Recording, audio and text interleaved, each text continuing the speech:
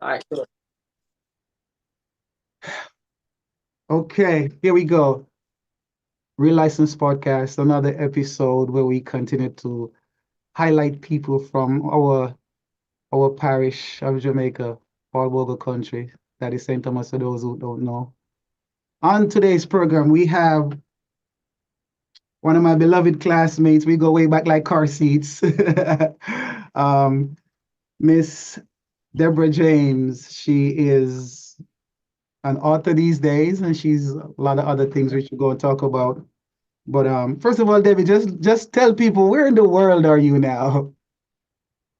I am in the Falklands. Now, And the last time I told somebody I'm in the Falklands, they were wondering, where is that? So that's down by the South Atlantic Ocean, right below at the bottom of the earth. oh, okay, because I know you lived in the UK for a very long time, and now we I'm have, still UK based.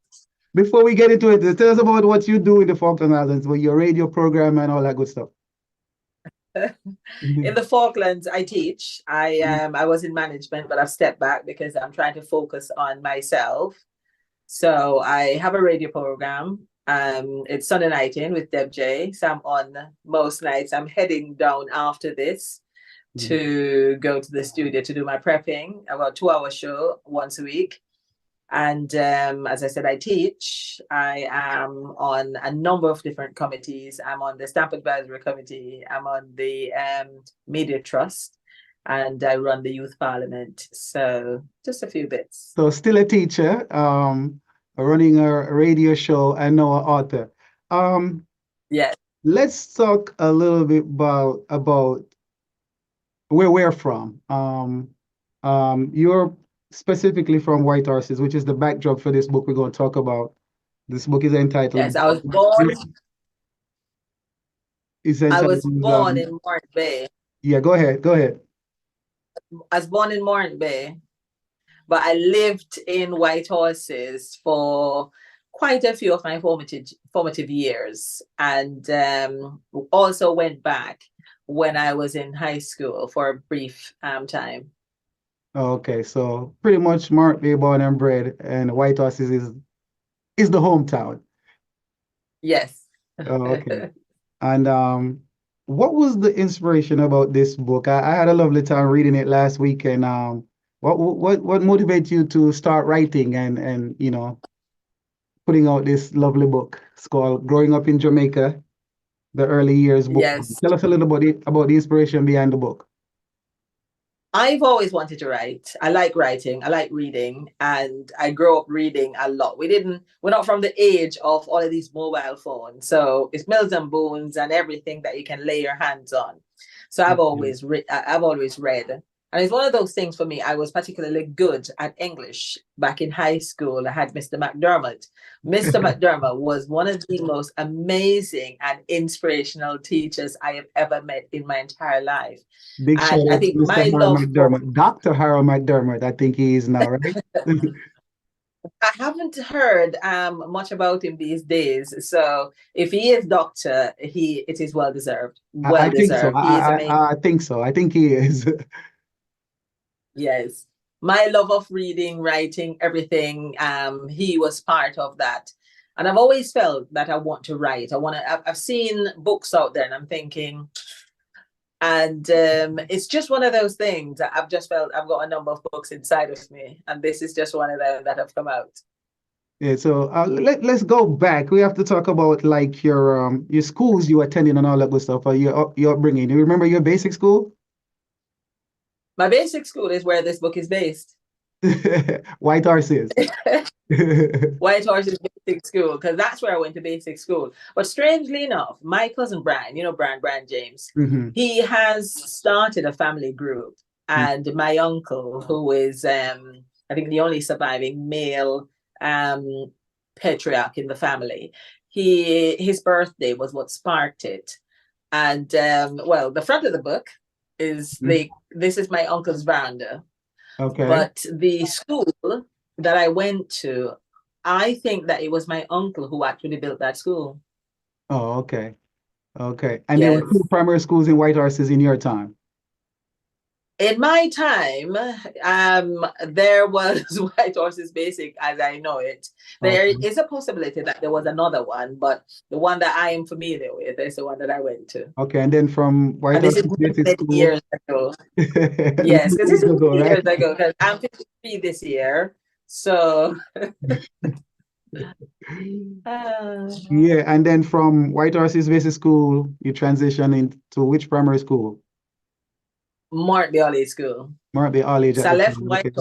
Horses and I went to Mark Bialy School, and Mr. Higgins and Mrs. Higgins, amazing people.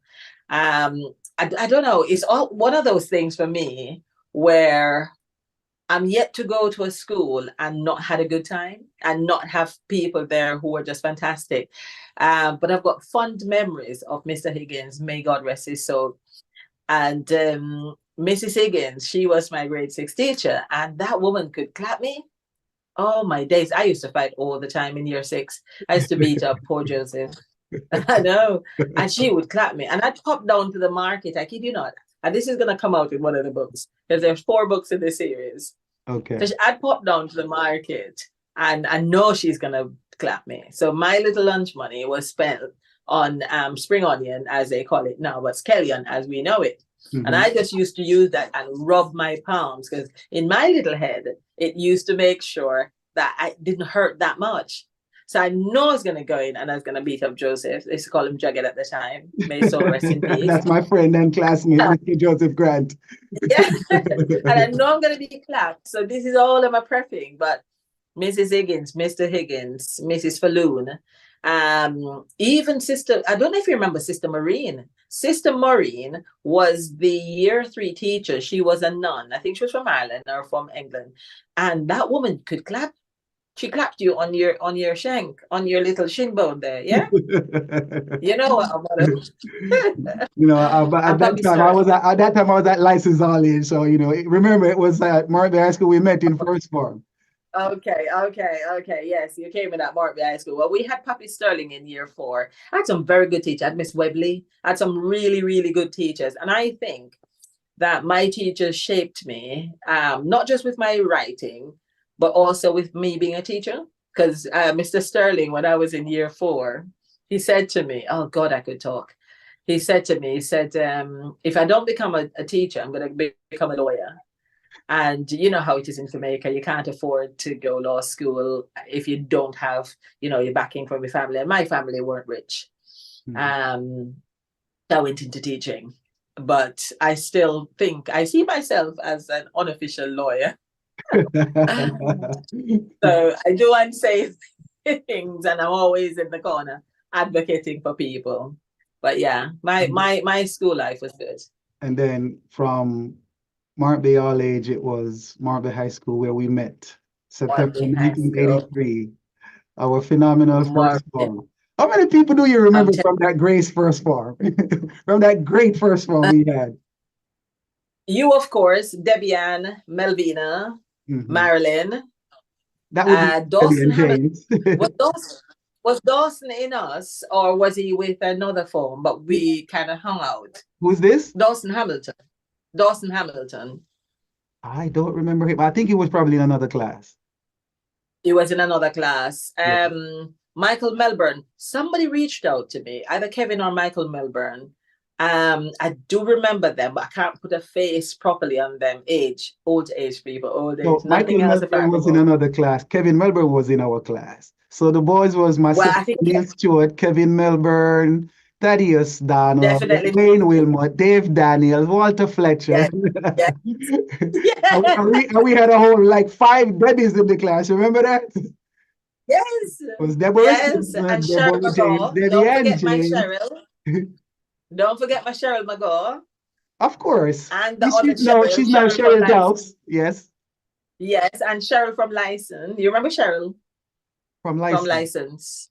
Yes, Cheryl and Sherlyn were very good friends. So,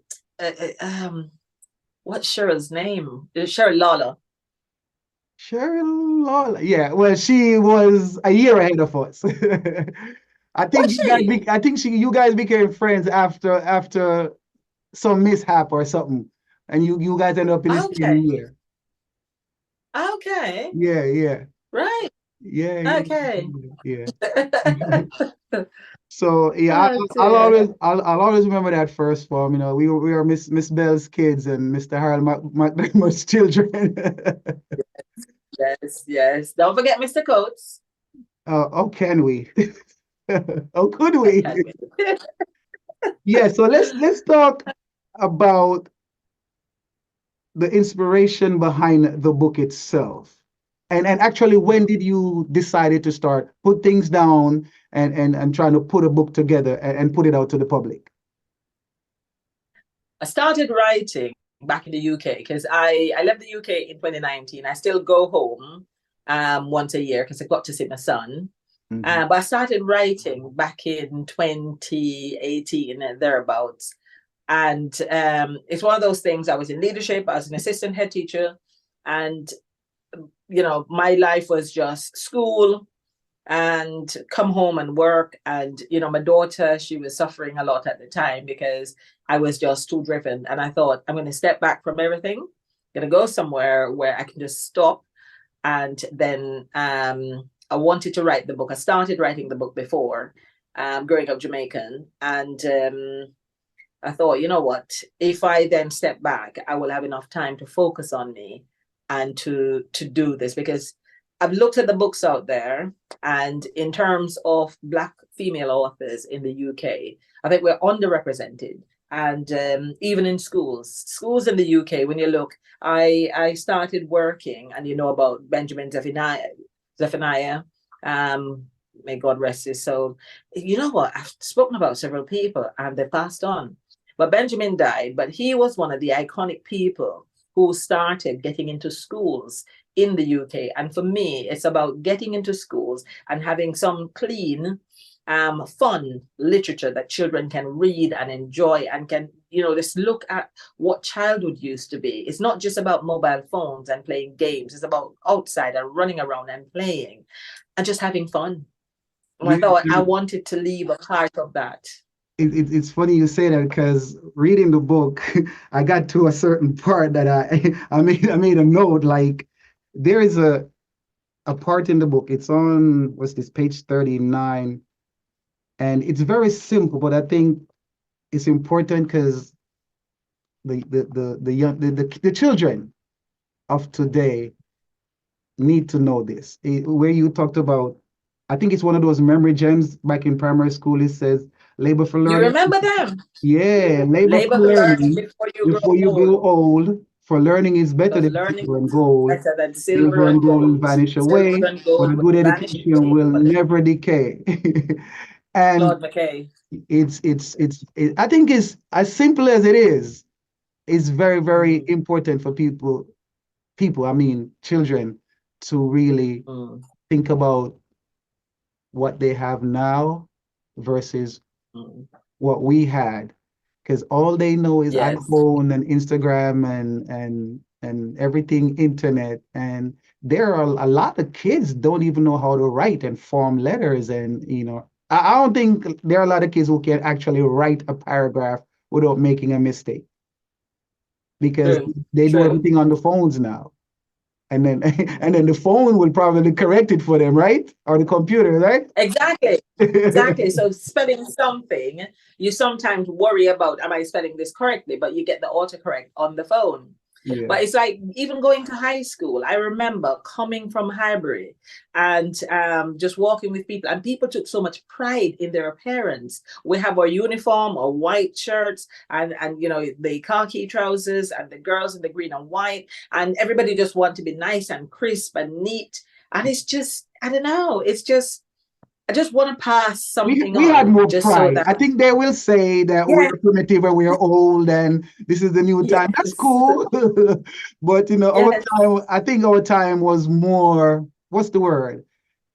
We had more a better way of learning. We learned the real way. Because now we have yes. what they call artificial intelligence. And what's that new thing they have now that could write your papers for you? I can't remember what it's Chat GTP. Mhm. What is that? Well, you put something in there, you tell it what you want, and it gives you an extraordinarily well-written piece of paper. So now I'm marking kids' coursework. I'm looking through. So the boy handed me something in, and I read this, and I'm like, this is ChatGTP. It is just the level of writing. It's quite wordy, Mhm. but it's really well structured. And you know the difference between children who you teach and the things that they'd actually say. Okay. So is it safe to say your target audience for this book was the first and the second grade, ages 6, 7, and 8, so right around there? I mean, Um, I'm anybody could thinking read between it. I'm thinking between 8 and 12, but again, for anybody at all, because it's one of those things where it just gives you a little slice of Jamaican life, what it is like growing up Jamaican. Mhm. So I think what I'm trying to do is I'm trying to reach people. And even if you've read it and you think to yourself, oh, this would be suitable for my child or for a child that I know, it's just, it's refreshing. It is refreshing. My cousin Brian, he called the little girl a busybody. He said she's a little Oh yes, busybody. Little Miss and, Angie Forbes is a real busybody. I had some and it's fun just with one of her. those things. Yes. Yeah. But listen, I want to say congratulations on the book. Let's show it again. It's called Growing Up Jamaican, and Growing up is Jamaican. the early years book one. And you said you have three more There are editions. 4 in the series. I've got 3 more coming out. Mhm. The But link, at the the moment, Amazon link is gonna be in the description to this video. So I think while reading it, I think for those of us who live overseas and have children that were born in these foreign countries that we live, I think our children need this book. And I also yeah. believe that primary schools back in Jamaica should be proud of this. And I think White Horses Primary should have this in their curriculum, and so they, 'cause it would give them a sense of pride to see where they're from Yes. being, written Mm. about in books that's all over the world. I'm looking forward to Yes. the other series. Like there's a part though I wanted to challenge you on in the book. I I, res- What's that? I respect it very much, but I was in my feelings a little bit. I think it's on page uh, page 11 when you describe Uh-huh. the horses, and you were saying it could be a little mini capital of St. Thomas. I don't know how licensed people would feel about that. I think licensed people have to understand that when you look at white horses, there is capital. It has the propensity to be a capital. I think based on where I used to live and the things that used to be there for me, my dad's shop was across the road. You had the post office over there. You had my school over there. You had so many different things. So to me, capital, capital. Listen, man, I'm just jealous, me jealous. License the epicenter of my little world. You know what I mean? But I I respect your know, place is your place. Still one I sentence, know, right? I know, I know, I know. St. Thomas is just our home. And I'm All day, really every day. pleased to No see. matter where you go in the world, no matter how long you stay, you can only have one home. And St. Thomas, Jamaica is our home until the day we die. And even the roads, they're getting better. I'm going home, but my mom doesn't know. Okay, well, hey, I hope somebody My doesn't shoot mom this turns video.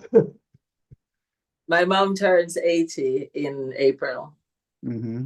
and I've not been home for a while. And I'm taking my daughter.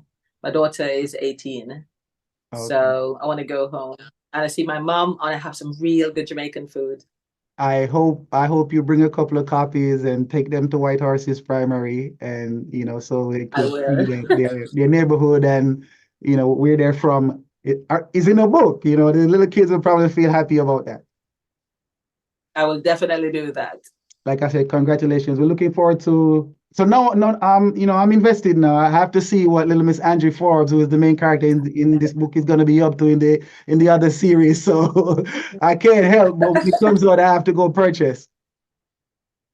At the moment, I'm working on my marketing because I'm going into schools in the UK. I've got a few workshops during Black History Month that I'm going to be doing. So I've got some bookings. I'm going into different academy trusts in the UK, going over, working with the kids, doing little writing workshops, and just bringing a little bit of the culture. So when I go home, I'm bringing back a bit of calico and a bit of the everything that we've got, just so that when I go in, I can bring a slice of me and my culture in those places with me, so the children can see and they can learn. Outstanding. We wish you well. I know you got to go. We have time constraints because you got, a bunch of things you're doing in the Falkland Islands. I was hoping we could do this in person, but boy, you're far away. Well, you could always come to the Falklands, or you could always come to Jamaica. Or we could meet up in the UK one of these days, right? Yes, definitely. I'm thinking when the other ones come out, and we have more to talk about and other things, we could probably do this in person. But congratulations. We're looking forward to the rest of the series. You said another 3 series is coming out? Yes. And we can't wait. So everybody, you could get this on Amazon. The link would be in the description to this video. And we'll talk again soon, Debbie.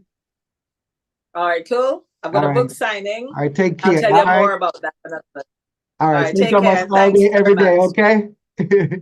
Yep, and big up everybody out there who's watching. Sentimus massive, every single person.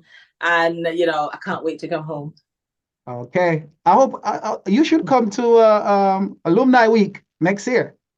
NBA. Where is it? In Jamaica or in the States? In the middle of October. Okay. In the middle of October might be a little bit tough. It depends on where I'm at and what I'm doing, because I'm trying to get into the UK, in the US market, also with a book. So I've got a number of things. So it might be possible. We'll see. Hey, you never know. All right, take care, Deb. And we talk again soon, okay? Thank you, Barra. One love. Thank you.